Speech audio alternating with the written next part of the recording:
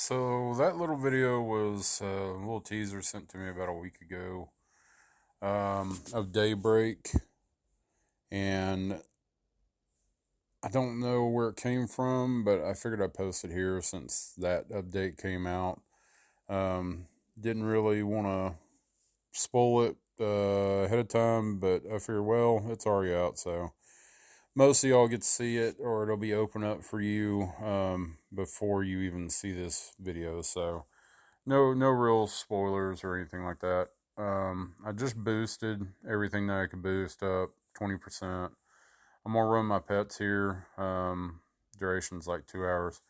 So after I get done with this, I'll update AC to Alliance Championship, which I normally do anyway whenever I get done boosting like that. So right here, I've upgraded my Snow Ape. He's maxed out now, 15,000 is what it gives me now. So that's completed. And this Foundry battle, I had probably about, I want to say 3 big ones that I seen that were, at this Frostfire. It was a pretty good one. I did really good in it. Always at the very front. As you'll see in this video, I always hit the tech, as always. Tech this time was a little slow. I wasn't getting the level 2s spawning like I usually do. So, not bad. Just didn't have the tech progress forward as much. Just kind of going through my rankings from before. As you see, I got like I think a second place, a first place, and a third place. Which the second place dropped off the list after this one, with my ranking that I got this time. But I will run some battle music. I did have to kill the in-game sound. I did a recorded with my mic, and I messed up and didn't turn the sound all the way down. So that's why I'm doing commentary now. But I'll let y'all get to it. Here's some battle music as always.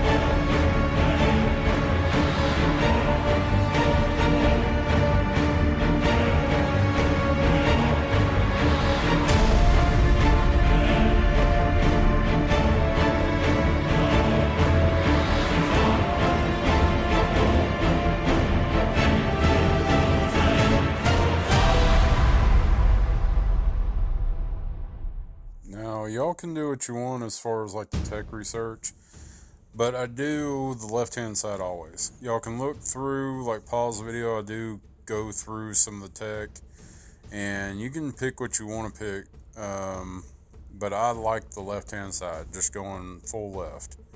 But as you can see, it took me a little bit longer this time to max out the tech, which, you know, I usually have it all done a hell of a lot quicker than that, as y'all know if you watch my other Frostfire Mine videos. Still didn't really affect me too much. It kept me a little bit behind, but not bad, as you'll see.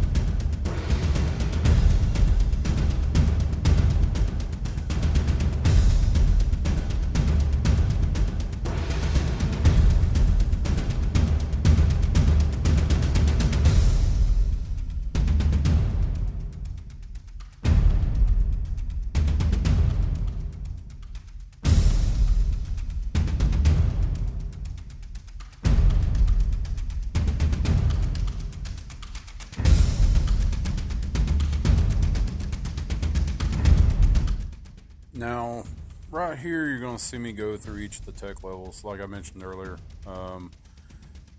Pick what you want. I mean, it's your decision. I just like going left on it.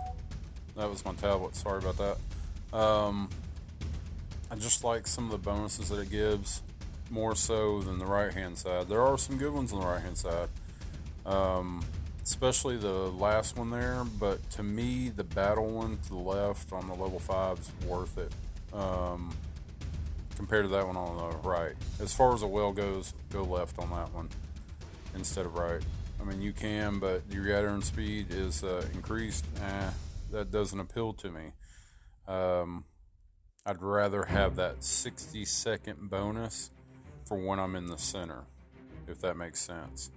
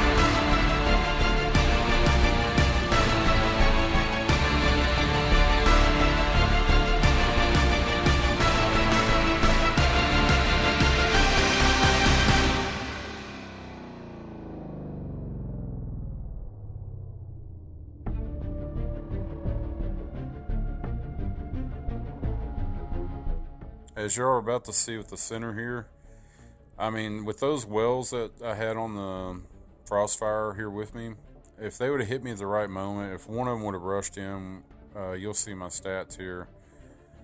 I was down quite a bit. I kept getting hit here. When you look at the details here, my troop count was down. If they would have really known that, and one of them would have really hit me a second time, like sped back and then sped back in, they would have probably kicked me out. That didn't happen, which was great. I was sitting here like hill, waiting for that tick.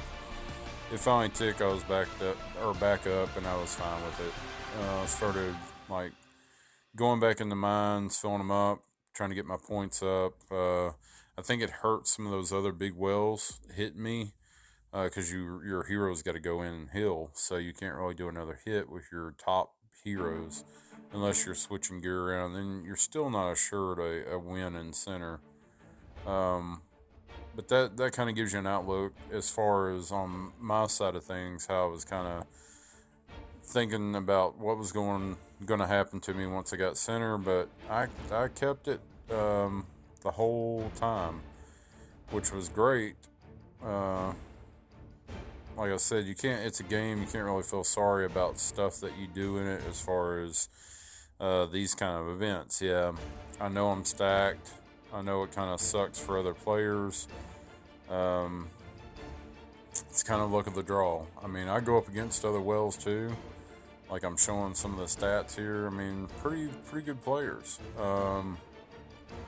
You just gotta be a little bit better, or it's a challenge. I've gone up against some pretty big wells, and I enjoyed it. I mean, I thoroughly enjoyed it because I got a challenge out of it.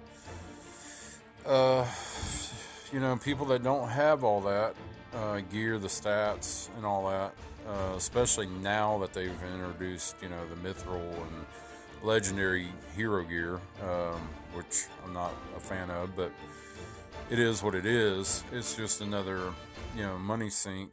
But like I said in the video that I'll have out probably Friday morning, I will do a video on all that. Little ones where I do a bunch of hero pack openings. I think like 1,100 chests, hero gear chests that I opened. I'd like for y'all to do like a count on that video of how many mythic pieces that I did get out of it.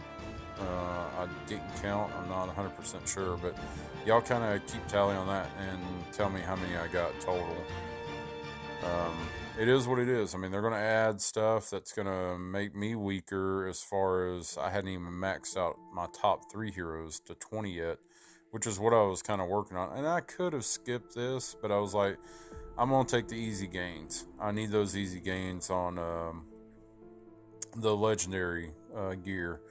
And you'll see that in my video tomorrow morning.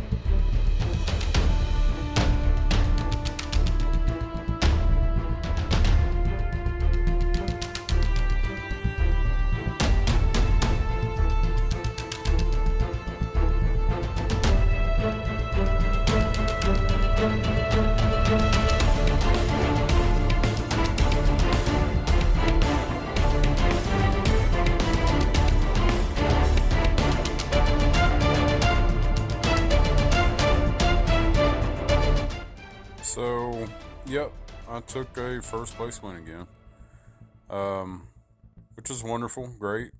I kind of expected it once I held, center of the whole game. I was kind of checking out my historical ranking, the number one spots. It did drop off that number two spot. So now I got 1, 3, 1, 1, 1, 1, 1 all the way up the list. So it only keeps track of, I think, like 10 total. So as I keep, ranking, each time it adds a new one, it'll drop one off the list, which I didn't know it did that. I just kind of, a little bit here, I just kind of go over a few things like the defeat Nearby Beast, which I knew I was going to keep number one on that until the next day, because that was what the next day was. It was about defeating Beast for SVS points. We're a lot higher now on the SVS points. We'll probably win prep. We're probably going to win SVS. I think as far as the castle battle goes, I don't know. I mean, I may be kind of counting my chickens before they hatch, but we'll see. I think we'll have a pretty good battle. I think it'll be a little bit easy, but maybe not. Maybe Server 21 will give us a run for our money, which would be, fine with me. That last one, though, I'm kind of wanting a little bit of a slower SVS anyway, or a little bit quicker, I should say, not slower, quicker. Server 10 was a lengthy SVS battle video. I will go around farming a little bit beforehand. I will go around a little bit afterwards farming. So expect a little bit longer of a video, not as long as the SVS Server 10 battle, but I think there'll be quite a bit of content for y'all. I will probably do the lengthy video. I'll just post it. I may not do any commentary whatsoever, because it will be a lengthy one. I may throw a little bit in here and there.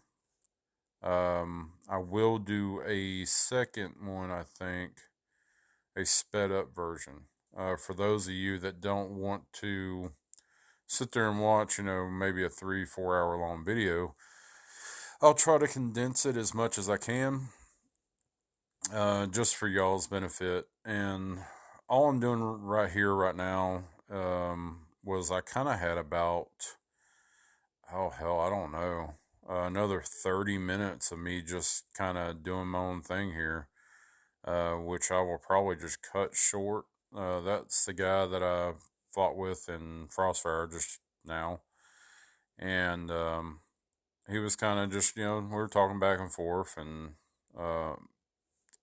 love it. I mean, I love that kind of stuff. We're all here just to have fun with the events and stuff, and I was kind of like, okay, well, he's not, no hard feelings. He wasn't upset about it, which I'm the same way. If I lose an event, I lose an event. Foundry, that last one where they tried to zero me, I was having fun with it. I was like, yeah, you trying to zero me, I'm going to heal up. So I have fun with it. As you should. Don't let it piss you off. It's just a game. It's just a game. Don't let it piss you off. Went through a little bit here answering people, and as y'all seen, I was changing my keyboard language. I try to do that as much as I can. If you speak to me in Korean or Spanish or Arabic or whatever language that you use, Russian even, I will try to, if I know which language you're using, I'll try to communicate with you or type out here in your language, if that makes it easier on you. If you're getting a little, I don't know, if you think I'm just mocking or that the translation's not all that great, yeah, I'm sorry about that. I'm just, trying to be a little helpful and use your language. If that's not helpful, let me know. But I try to, even with the description on some of the videos, my last ones that I posted, I tried to convert it into as many languages as I could without it being too much. And that's just trying to help y'all out with knowing what I'm saying in the description. Or I go through, for some reason, my auto subtitles never work. My closed captioning, they never auto closed caption. So what I do is I go on a website to do transcriptions. Sorry about that.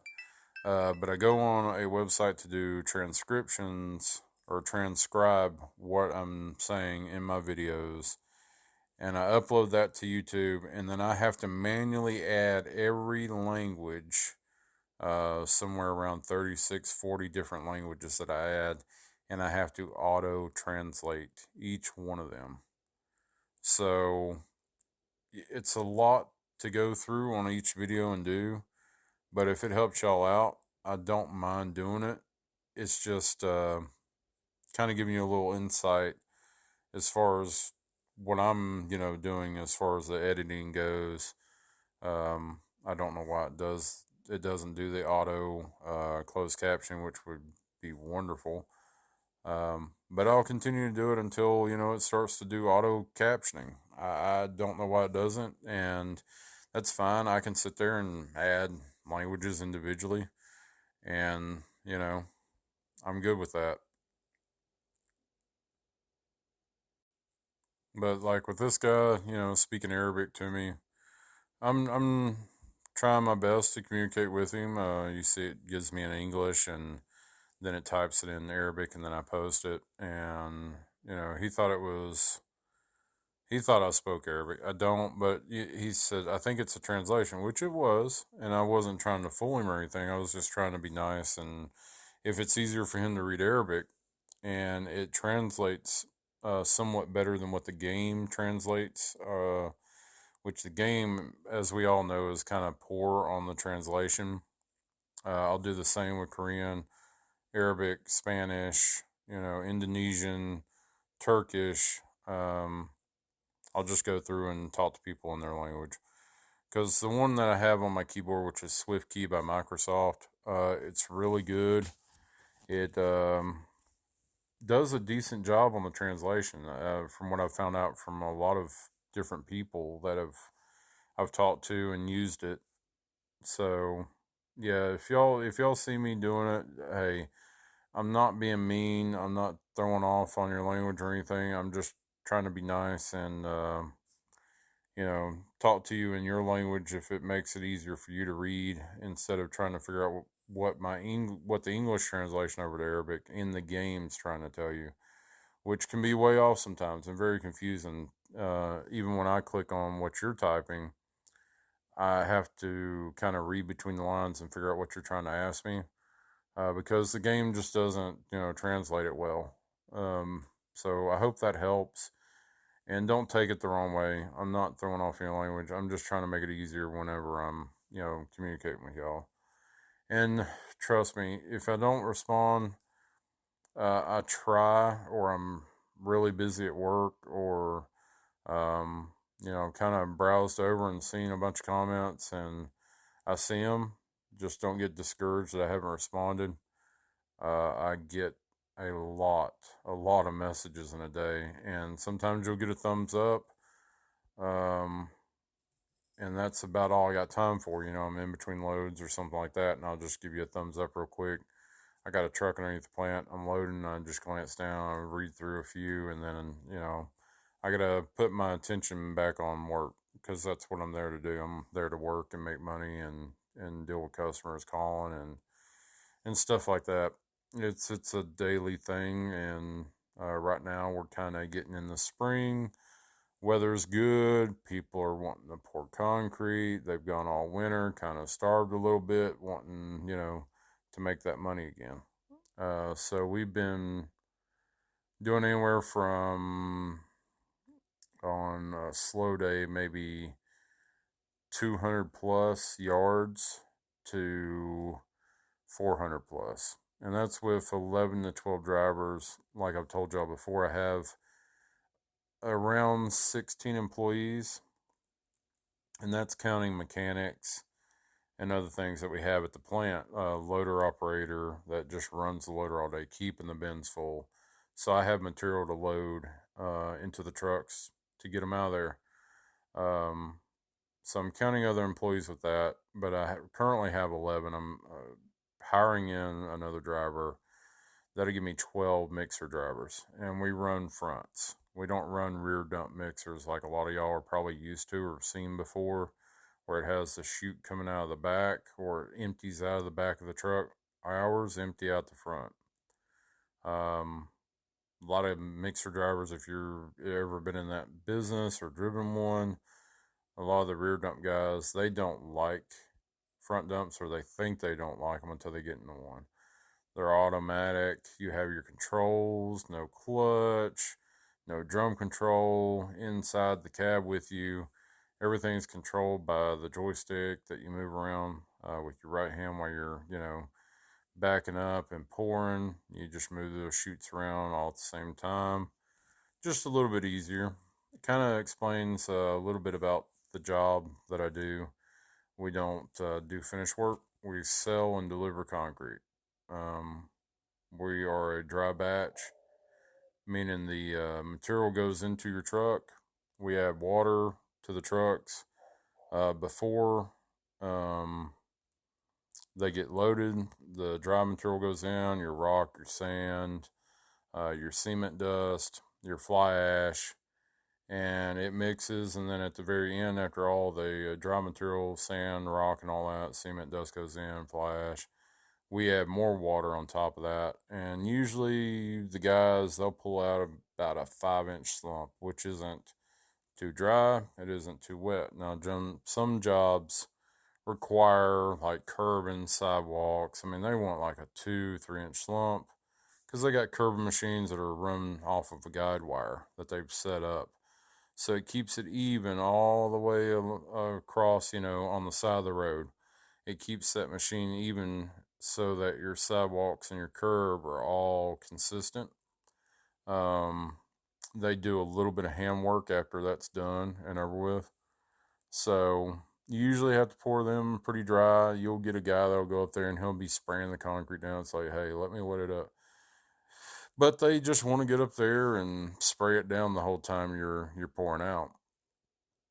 I haven't done any kind of curbing jobs in a long time. I haven't driven a mixer truck in a very long time. Like I said, I've been doing plant manager for 4 years, somewhere in there. Yeah, 4 years at least. But yeah, I'm gonna end the video here. I just kind of wanted to talk with everybody and, a little bit something different while you watch me just doing run of the mill stuff in game after my frost fire here. I don't know if y'all enjoy anything like that. I kind of enjoy just talking and kind of giving y'all a rundown as far as what I do in the game with some spare time that I had that evening. And, then it was like off to bed. Early morning, pours, like I said, busy, busy, busy, busy. So don't be discouraged if I don't contact you or respond back or I just give you a thumbs up. I'm trying to catch up with everything, but during the day when I'm at work, it's kind of hard too because I'm getting phone calls from finishers wanting to schedule concrete, get them on the books, putting all their orders in, and it's going to be that way until wintertime, spring, summer, and fall. We slow down a little bit during the summer because of the heat, but I think this year is going to be a really good year for my yardage locally. I'm already up probably about 2,400. I'll probably be up around 6,000. When I say 2,400, and when I say up 6,000, I'm talking about compared to last year, what we've done extra this year. We're already ahead from the first of the year to what, April now.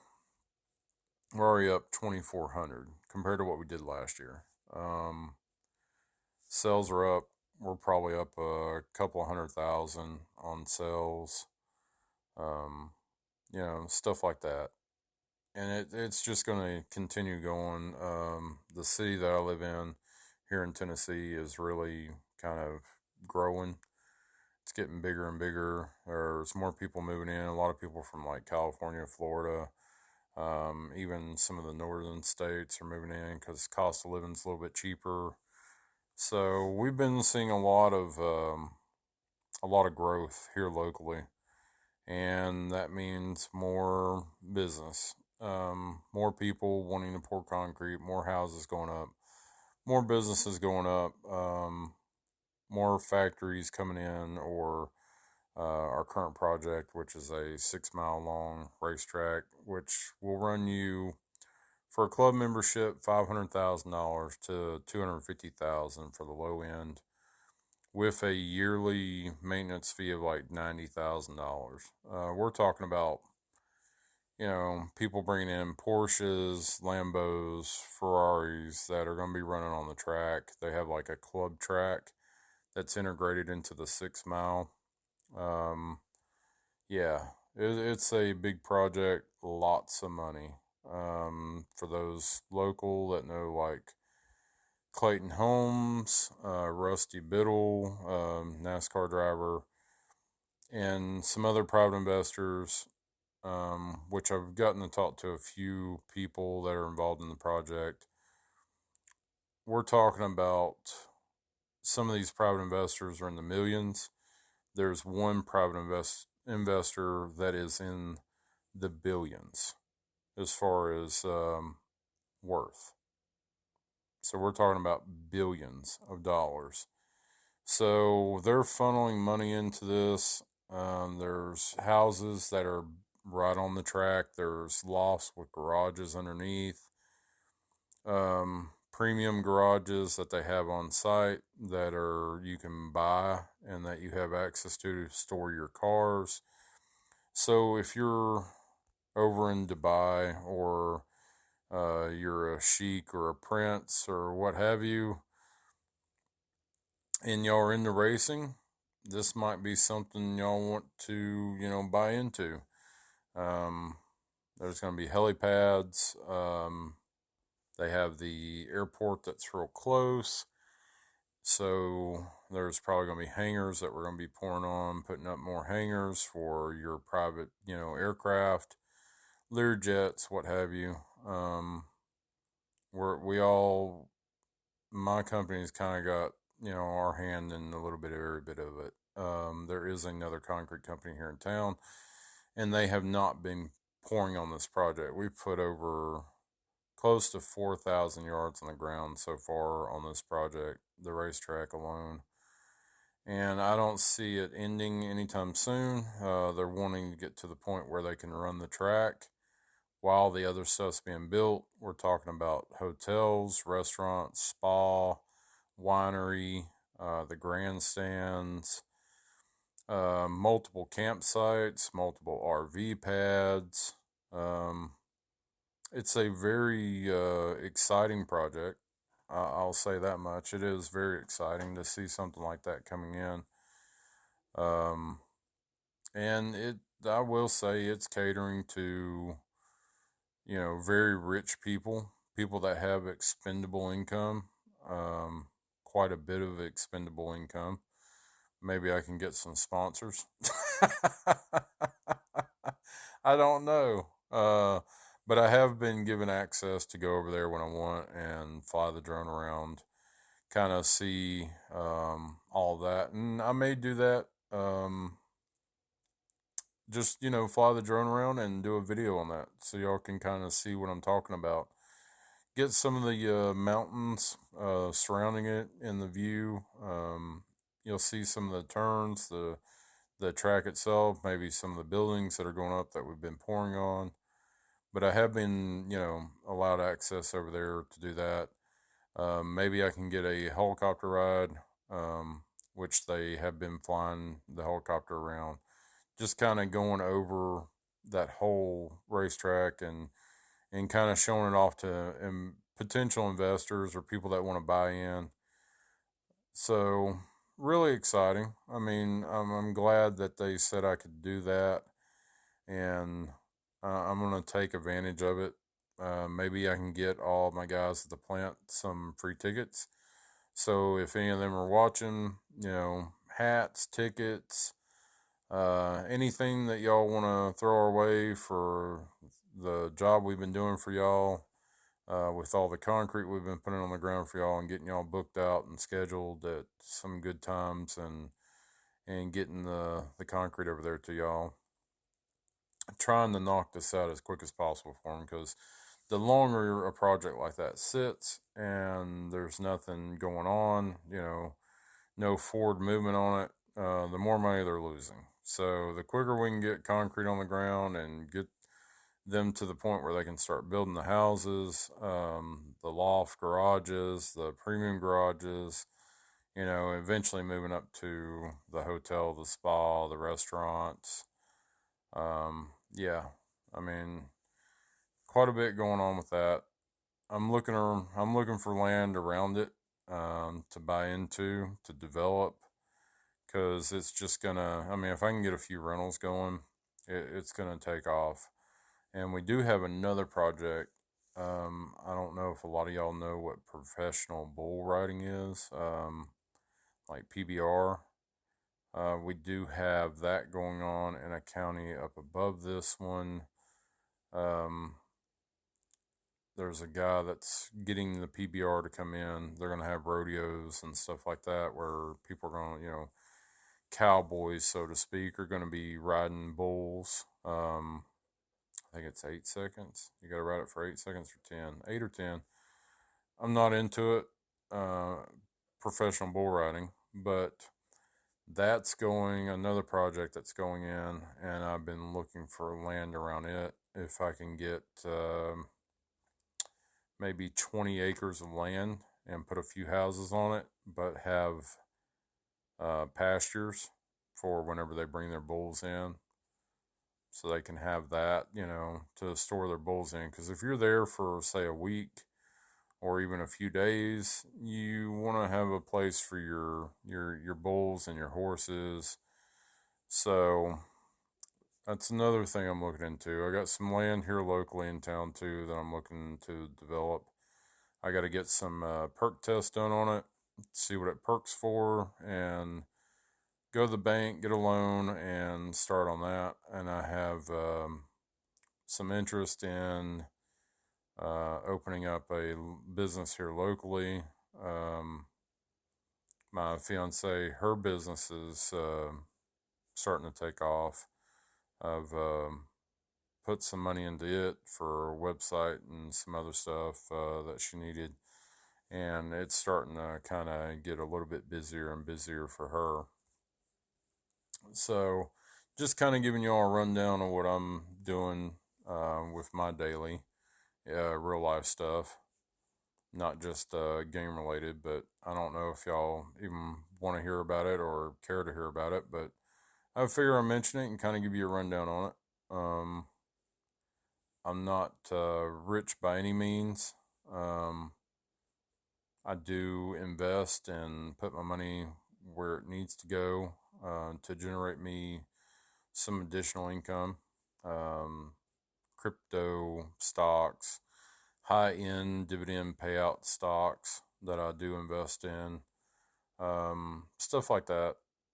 I mean, whenever I've worked, since I've been, 16 years old. I've held a job. I've never not held a job or worked a job, and I've worked my way up and gone for multiple certifications.